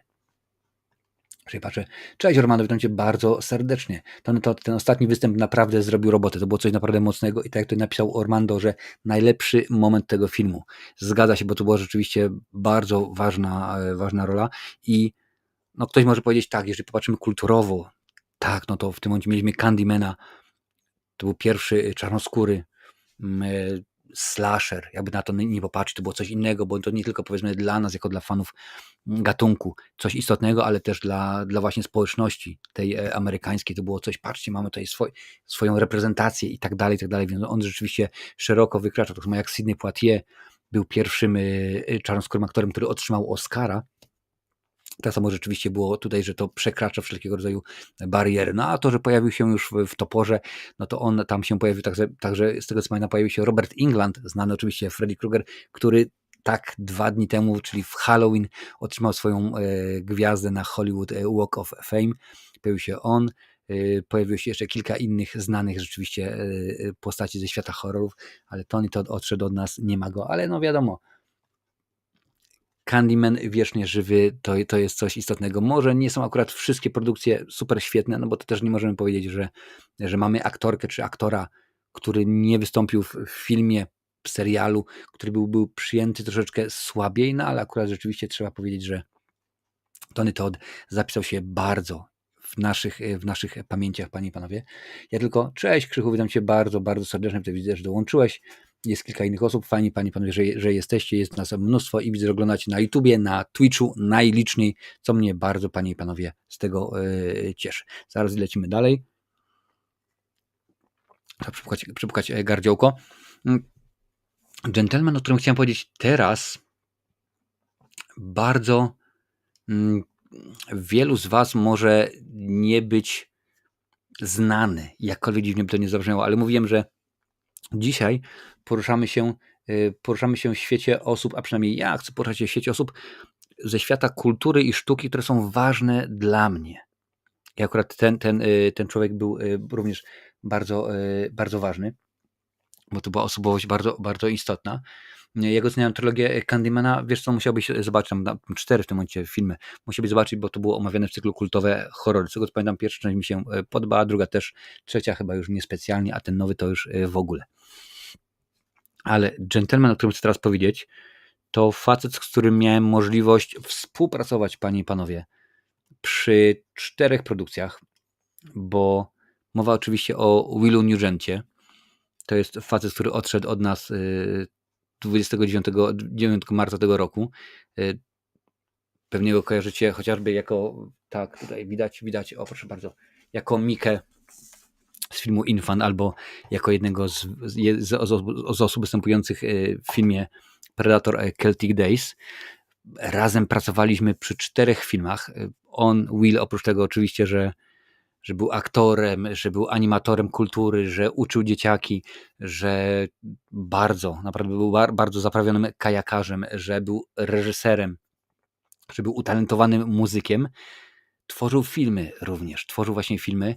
Miałem przy okazji przy jednym z jego filmów pomagać mu.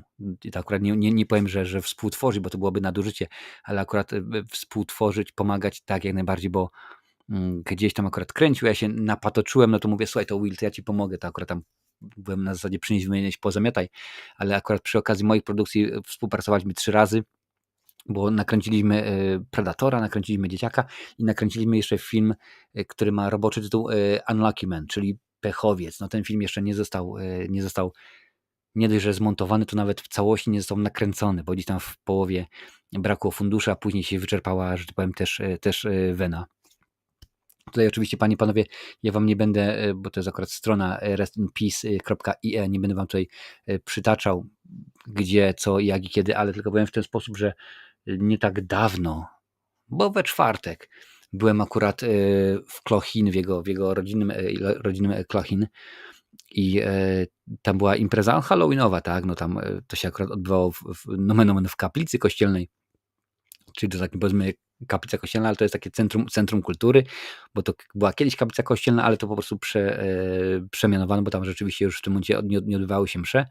No i akurat oprócz tego, że były straszaki różnego rodzaju, wiadomo, w Halloween w Irlandii jest bardzo, bardzo popularne, w końcu stąd się wywodzi, no to też twórcy tego stwierdzili, że złożą hołd Willowi i pokazali akurat 2 filmy krótkometrażowe, w których Will wystąpił. Nie był to żaden z moich filmów, no bo wiadomo, akurat dla dzieci to niekoniecznie można, ale tak naprawdę ja gadałem, właściwie Wiktor gadał z 10-latkami i oni kojarzyli Willa.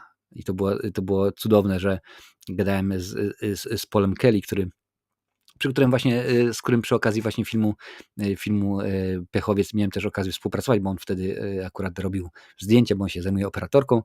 No i miałem człowieka z jednej strony, który jest po 60 i kojarzy Willa, bo akurat Will też mniej więcej w jego wieku był.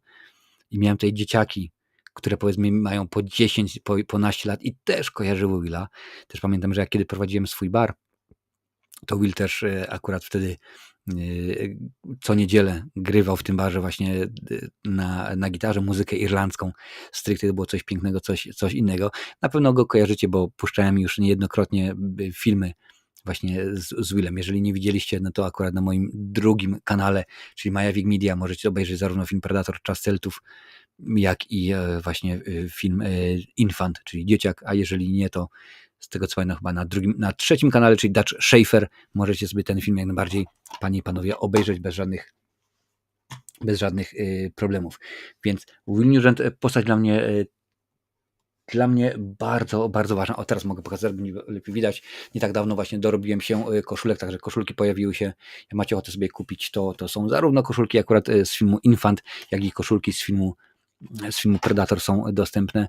I to pytaliście wcześniej, było pytanie, która właśnie ze śmierci najbardziej mnie uderzyła, to właśnie muszę powiedzieć, że byłby to Will Nugent, ponieważ no, znałem go osobiście, tak, współpracowaliśmy kilka razy, i on dobrze o tym wiedział, bo rozmawialiśmy na ten temat wiele razy, miałem w planach zatrudnić go do mojego debiutu pełnometrażowego, zresztą rola była specjalnie pisana dla niego i on dobrze o tym wiedział. Był jedną z najważniejszych postaci tego filmu, więc teraz będzie mi rzeczywiście bardzo trudno to jakoś zrobić, ale to może akurat o tym jeszcze przyjdzie czas pomówić, ale Will Nugent tak, to była ta osoba, bo to był facet, tak jak twój starszy brat, wiesz, tak jak twój wujek, który taki ciepły, który zawsze przychodzi, że jesteś wkurzony, bo tam, nie wiem, pokłóciłeś się z żoną, z dziewczyną, zawsze spokojnie mówi, chodź stary, pogadamy, siądziemy, zrobimy, załatwimy, coś wymyślimy i nieważne, czy ty miałeś 60, 20 czy 16 lat, on zawsze się z tobą dogadał. Pamiętam, jak pierwszy raz się spotkałem przy okazji innego filmu, przy okazji filmu American Timmy Cool as Fuck, robiłem muzykę do tego filmu z gentlemanem, co się nazywa Timmy Tui. Oni akurat nagrali, znaczy ja robiłem, ja tylko płaciłem za studio, w którym była nagrywana muzyka do tego filmu, tam 6 piosenek bodajże i mówi, słuchaj, musisz kogoś poznać. Ja mówię, kogo? Facet nazywa się Will Nugent, no ale zobaczysz, pójdziesz, zobaczysz, spotkamy. No to akurat wsiedli mi w auto, wtedy Timmy prowadził, ja jeszcze nie miałem prawa jazdy, zajechaliśmy, on mieszkał kilka kilometrów za Clonmel, zajechaliśmy, w ogóle facet, patrzę, pogoda taka niespecjalna, pada deszcz, a facet chodzi po polu, tak, po polu, na polu był, ja jestem z Małopolski, u nas się nie wychodzi na dwór, u nas idzie na pole, chodzi po polu na bosaka. w ogóle ubrany trochę jak coś à la Wardenga, jakiś taki powiedzmy druid, taki facet totalnie bardzo przy ziemi i gada w porządku, spokojnie, masz. Ja mówię, co to jest? Dobre jest, nie? No i faceta poznałem, siedliśmy, napijesz się czegoś? Ja mówię, herbaty może być. Nie, to ja ci dam z lodówki. Faceta spotkałem pierwszy raz, pogadaliśmy, zaczęliśmy gadać o wszystkim, co najważniejsze, tak naprawdę na każdy temat z nim można było pogadać. Głównie oczywiście to były tematy kulturalne, bo akurat jakoś nie zagłębialiśmy się w tematy powiedzmy polityczne, sportowe, czy jakoś tak, ale jeżeli chodzi właśnie o filmy, to oczywiście, że tak, nawet mam gdzieś jego film specjalnie mi go podarował oraz książka irlandzkiego slangu, Fucking Irish Slang Book. I akurat rzeczywiście jest to pamiątka, bo tam akurat mam jego autograf i dedykację, to będzie rzeczywiście mi się bardzo zapadło w pamięć. I też pamiętam, wiele się od niego nauczyłem, bo kiedy napisałem rolę w tym filmie, w Predatorze, i akurat przyszło mi do głowy, że jego postać będzie bluzgała. Co zdanie to będzie padało akurat w tym przypadku to takie słowo 4-literowe zaczyna się na F, kończy się na K, a w środku jest jeszcze C i U, co nie? I on mówi, słuchaj, a może byś tak usunął te bluzgi? A ja mówię, czemu? Właśnie nie mogę usunąć, bo chodzi o to, żeby on, tam w pewnym momencie pada pewna bardzo ważna kwestia, to musi być tak zaakcentowane, że skoro on to powiedział, mówi, ale nie, słuchaj, usuń wszystkie bluzgi oprócz tego finalnego. A ja mówię, a dlaczego? No bo słuchaj, jak on będzie cały czas mówił uwa, no to w końcu to będzie na zasadzie traktowana na zasadzie przecinka, wiesz? I to ostatnie, które tak rzeczywiście tobie, Marcin, zależy na tym, żeby było mocne, żeby było potężne, nie wybrzmi aż tak dobrze. A jeżeli on cały czas będzie na spokoju, wiesz, zamiast uwa będzie uspokój się, zrelaksuj się, co ty robisz, to kiedy on rzeczywiście w końcu wybuchnie, to będzie jak, wiesz, jak wybuch wulkanu, jak taka petarda. No ja mówię, dobra, spróbujemy, co nie? No i rzeczywiście, a to było jeszcze na etapie prób. No i rzeczywiście udało się i to wyglądało tak, jak miało i rzeczywiście podszedł do tego bardzo, bardzo ważny. Także osoba bardzo, bardzo mi bliska i Will Nugent to jest ta właśnie osoba, która jak najbardziej dla mnie ważna. Siemka, oglądać może serial It? Jeśli tak, to czy podobać się mi osobiście na razie nie leży. Wiesz co, nie oglądałem z tego względu, że w Irlandii nie ma HBO Maxa, więc nie mam dostępu. Może za czas jakiś gdzieś tam się pojawi. Przepraszam bardzo, na jakiejś platformie VOD, na jakimś Paramount Plus albo czymś innym, co jest dostępne w Irlandii, to wtedy będę mógł rzeczywiście w jakiś sposób o tym obejrzeć, bo tak, jak najbardziej chciałbym, bo akurat wszystkie produkcje z cyklu czyli na podstawie Stephena Kinga, były omówione w cyklu kultowe horrory, a teraz poza tym omawiam filmy na podstawie Stephena Kinga w cyklu kultowe horrory, więc rzeczywiście czemuż by nie, byłoby to bardzo, bardzo ważne. Co jest najważniejsze póki co, albo jedna z ważniejszych rzeczy, Frankie póki co śpi, także nie jest źle. Twinnie, o proszę bardzo, how's it going, man, how you doing? Twinnie, panie i panowie, to jest kolejny facet stąd, gentleman, którego kojarzę. Razem braliśmy udział, wstąpiliśmy razem do obrony cywilnej i akurat razem z nim rzeczywiście, żeśmy tam występowali, brali udział bardziej, on akurat cały czas tam się udziela, ja już w obronie cywilnej nie działam. Ja już w obronie cywilnej nie występuję, nie mam żadnego znaczenia w tymże. Słuchajcie, panie i panowie, tylko jeszcze raz przypomnę, że gdzieś tu muszę tutaj znaleźć. Jeżeli macie ochotę, proszę bardzo, teraz wkleiłem link po raz wtóry. Możecie sobie kliknąć na niego, pojawić się w studiu i powiedzieć mi o osobie właśnie, która dla was wiele znaczyła ze świata kultury i sztuki, która jak najbardziej, która rzeczywiście jest ważna i o której musicie pamiętać i o której powinniśmy pamiętać, bo tak jak mówiłem na początku, to są już w tym momencie legendy, tak? No ja wiem, że my się tutaj skupiamy na ludziach ze świata kultury i sztuki, a nawet wiele osób, ja chociażby Marcela Łozińskiego pominąłem, bo o ile ja pana Marcela kojarzę, bo osobiście się z nim spotkałem podczas festiwalu filmowego w Poznaniu, on był organizowany na zamku w Poznaniu, no to gro osób się akurat nie kojarzy i tak akurat stwierdziłem, że raczej postaram się ten program, żeby był taki bardziej zwarty i gotowy. Rzeczywiście, żeby to się działo, no to akurat pan Marcel Łoziński również osoba, którą warto pamiętać, którą warto wspominać, bo to rzeczywiście było i nie wszystkie właśnie osoby mogłem poruszyć. No, wiadomo, że też mnóstwo sportowców, mnóstwo osób z polityki akurat, ale my się polityką tutaj nie zajmujemy, mimo że czasami byście chcieli. Nie tędy droga. Moja mama mówiła, że polityka to jest największa kuma i akurat potrafi nawet braci poróżnić, więc akurat my o tym nie będziemy mówili, więc rzeczywiście tak to jest. Ja wiem oczywiście, że dzisiejszy odcinek jest taki specyficzny, bo akurat my nie codziennie mówimy o tym, co się wydarzyło w ten sposób, ale jakoś tak to rzeczywiście jest.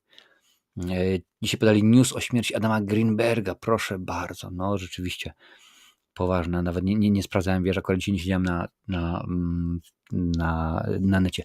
Co robisz w obronie, jeśli możesz powiedzieć, no chyba, że to jest ściśle tajny top secret. Nie, jak najbardziej. Ja byłem akurat osobą, która się zajmowała ogarnianiem, na przykład pamiętam, że był parada Świętego Patryka, no to my byliśmy osobami porządkowymi, tak? Tam ustawialiśmy osoby, żeby nikt nie wchodził, bo tutaj nadjeżdżała na przykład straż pożarna i tak dalej, i tak dalej. I raz niestety też miałem nieprzyjemność brać w udziału, szukaliśmy topielca. Panie i panowie, tak, była osoba, która stwierdziła, że no niestety ma już dosyć i koniec. No i akurat mniej więcej wiedzieliśmy, gdzie to miało miejsce i przeszukiwaliśmy dno rzeki, więc ogólnie zajmowałem się takimi rzeczami typu właśnie, że gdzieś tam chodziliśmy, gdzieś tam powiedzmy obstawialiśmy jakieś imprezy na zasadzie porządkowej, ale akurat wtedy tym się zajmowaliśmy i tak to wyglądało. Nie jest to żadna tajemnica. Nie byłem długo, bo bodajże chyba ze 3 lata byłem w obronie cywilnej, ale za ten czas przy okazji nauczyłem się wiele odnośnie pierwszej pomocy, tak. Niech tak będzie, że pomocy. Wyrobiłem sobie certyfikat osoby, która się wie, jak na przykład posługiwać się zewnętrznym defibrylatorem. Przepraszam bardzo. Nie jest źle, ponoć w lutym mają już zdjąć druty z twarzy, będzie wtedy może lepiej, więc rzeczywiście są, jak to mawiał pewien prezydent, są plusy dodatnie i plusy ujemne, panie i panowie. Tak to rzeczywiście wyglądało. Czekajcie, bo chyba jakiś kot gigant goni, bo się Franki coś brzydkiego śni. No już, spokój. Tak to czasami jest, że jak pójdziemy sobie na spacer i coś się dzieje, przejdzie jakaś ciężarówka albo jakiś dzieciak, no dzień dobry, tak, no śpimy tutaj, no. To potem się tutaj trzęsie i nagle potem mam ten mikrofon, tak skacze i wy się zastanawiacie, stara, a co się dzieje? No Franki ma jakiś koszmar, coś się rzeczywiście dzieje, ale odstaw nos od mojej klawiatury. Widzicie, patrzcie, ten mikrofon już też tak bardziej w poziomie niż w pionie, bo akurat rzeczywiście Franki go prostuje cały czas. Słuchajcie, za tydzień się widzimy, tak, za tydzień będzie już odcinek, kiedy powiemy sobie o rzeczach, które miały miejsce w ciągu ostatniego tygodnia, 2 tygodni, bardziej w świecie kultury. Pokażę wam rzeczy, które nabyłem, bo akurat byłem ostatnio w Ceksie, Wiktor mnie wyciągnął i poszliśmy do Ceksa i byłem bardzo zadowolony, ponieważ chociażby udało mi się kupić jeden film z Cynthią Rothrock, a dobrze wiecie, że ja akurat to kino kopane lat 80., 90. uwielbiam. Niestety nie było nic z Matthiasem Hughesem ani Billy Blanksem, ale akurat produkcja z Cynthią Rothrock jest. Też jest akurat kilka horrorów, bo to widzę, że Ring jest kilka filmów dokumentalnych, no i też wspomniana Diane Keaton, panie i panowie, a nawet wam mogę pokazać. Też jest, czyli film Manhattan Woody'ego Allena też również kupiłem, więc rzeczywiście kilka rzeczy jest jak najbardziej. W piątek oczywiście oglądamy film, pewnie, że tak, w tym tygodniu będzie to kino sci-fi, a w sobotę po raz 4 ogrywamy grę Far Cry część 3, więc tak to rzeczywiście jest. A jutro powinien się jeszcze pojawić jeden odcinek z cyklu Jak nie, czyli rzeczywiście jak czegoś nie zrobiłem i nawet sprawdzę, panie i panowie, kogo mam na jutro, jaki odcinek mam na jutro zaplanowany, co to ma być, czy coś jest zaplanowane, czy rzeczywiście niekoniecznie jest tak. Aha, są jeszcze 2 odcinki, czyli jak nie pojawiłem się na wernisażu Krzysztofa Wellmana oraz jak nie zatrudniłem aktora z Władcy Pierścieni. Także o tym będziemy sobie mówić, ale to zobaczymy to za czas jakiś. A z mojej strony to wszystko. Dziękuję bardzo, było mi niesamowicie fajnie. Cieszy mnie, że również pisaliście o waszych przeżyciach z aktorami, z aktorkami, z osobistościami, z osobowościami, właściwie powinienem rzec, świata kultury, że to nie tylko tak, że to Skruch ma tak, że pamięta tych ludzi, że ich kojarzy i no wiecie, ja czasami tak mówię, o tak, jestem tak stary, że pamiętam święta bez Kevina na Polsacie, ja jestem tak stary, że trzymałem Marlę Rodowicz do chrztu i tak dalej, ale to fajnie rzeczywiście, że wy też jesteś tutaj. Boom wrzuca. Matthias Hughes był niedawno w Warszawie, promował film Last Comité z Billy Blanksem i właśnie z Cynthią Rothrock. Rzeczywiście zgadza się. W ogóle też Bolo Young w końcu po wielu latach powrócił i pokazuje się nam i jest dobrze. A z mojej strony to wszystko. Dziękuję bardzo. Tutaj dla tych, co oglądają z odtworzenia, zaraz się pojawią ekrany. Kliknijcie, tam będzie więcej programów. A my widzimy się na żywo już za tydzień. Cześć.